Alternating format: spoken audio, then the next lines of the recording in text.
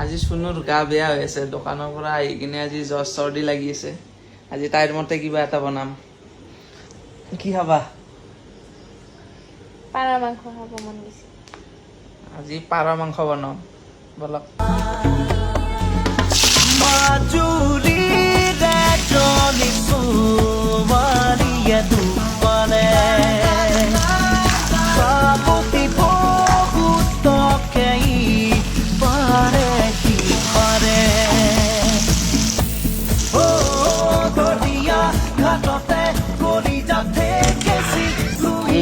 বেছি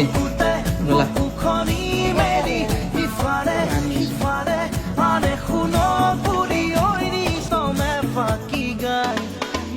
ৰাখ